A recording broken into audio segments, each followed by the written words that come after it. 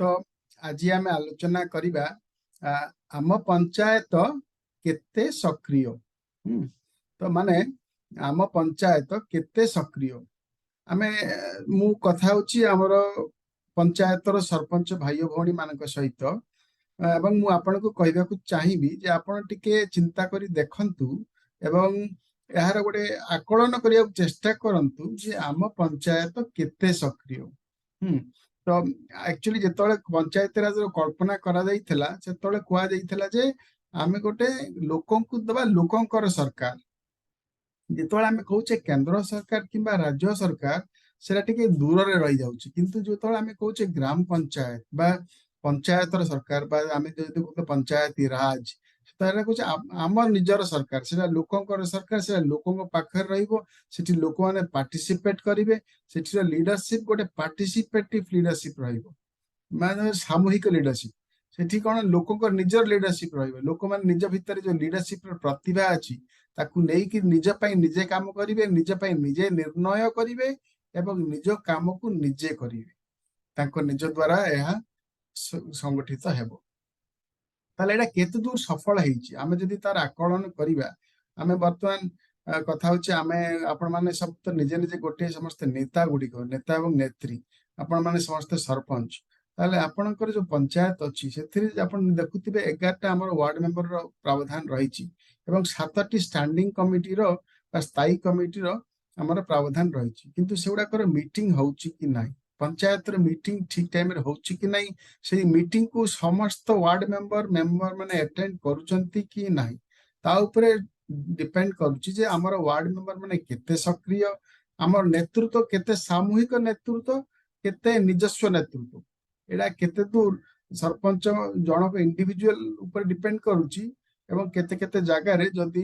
हमर ward member माने सक्रिय रहिबे ताले एहा वार्ड मेंबर मानकर सक्रियता ऊपर डिपेंड करूची। जदि 11टा मेंबर भितरु जदि 9टा किबा 8टा 9टा भी मेंबर जदि सक्रिय रहिबे, जदि प्रोएक्टिव रहिबे ताहले कोन हम आमे कहबा सेठारे गोटे सामूहिक नेतृत्व विकास घटिची बा लोक माने निजे नेतृत्व नउचंती, किंतु जोठी सरपंच एकुटिया काम चलाउचंती ताकू सहयोग करिया पे मात्र गोटे दुईटा तीनटा खंडे कान भा वार्ड मेंबर ताको सपोर्ट रे माने ताको सहित स्वर मिलाया पे अछंती, किंतु बाकी गुडा को ना मीटिंग को अवश्य से माने कागज पत्र रे सिग्नेचर करूचंती, किंतु मीटिंग रे ना पार्टिसिपेशन करूचंती ना सक्रिय भाव रे किछि योगदान दउचंती, जा द्वारा कि पंचायतर काम गोटे लोकर किंबा दुई तीन लोकर काम भाव सीमित रही जाउची। यह समस्तकर सामूहिक व मिलित प्रयास बोली जना पडु नाही। आपण माने जेतोळे निर्वाचन जीतिकी आसिले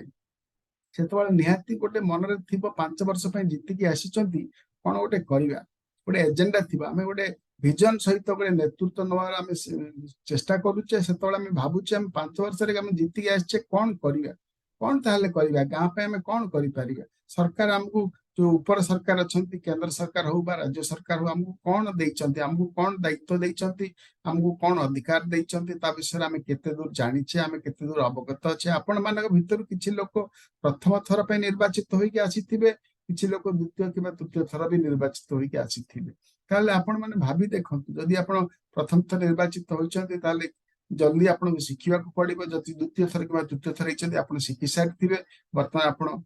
निज काम को सुचारू भाव करि परिबे। किंतु आपण मानक सहित मिलित किबा रहिची जे वार्ड मेंबर मानकर नेतृत्व बा सेमान को आपण केते दूर सांगे रे लेकी चालुचंती, तेनु करी आपण माने निहाती ए विषय विचार करंतु एवं आपनकर जो एजेंडा अछि 5 वर्ष रे एजेंडा आगु हमर होतला 5 वार्षिक योजना, एबे से 5 वार्षिक योजना नै मोदी सरकार आसिला पर ताको नीति आयोग रे परिवर्तन करछंती, किंतु तथापि हम विजन रहबा दरकार जे हमें 5 वर्ष पय जीति के आसुचे कोन करिबा, कोन हमर एजेंडा अछि 5 वर्ष पय, 5 वर्ष भीतर हमें कोन अचीव करिया पय चाहूचे हम गां पय, हम माटी पय, हमर जो पंचायत अछि ता पय, हमर एठी जो गछ जंगल प्रकृति रहिछि ता पय हमें कोन करिबा, मनुष्य मानक पय कोन करिबा, मनुष्य मानक उन्नति पय कोन करिबा। हमर मनरेगा तो चलिबो, प्रधानमंत्री आवास योजना सेटा भी चलिबो, पानीय जल योजना ताहा भी चलिबो, कि ता सहित हमर एजेंडा कोन रहिछि ए सब तो सरकार किंबा ऊपर सरकार दैछंती, कि आमे कोन करिया चाहूचे, हमर निजर एजेंडा कोन, हमर निज नेतृत्व कोन हमकु करै देखैबो। ता उपरे विचार करंतु आकलन करंतु आपनकर क्षमता एवं निजर बुद्धि प्रयोग करिकरी आपण माने कोन भाबि पारुचंती निश्चित भाबरे ए फोरम रे शेयर करंतु। धन्यवाद।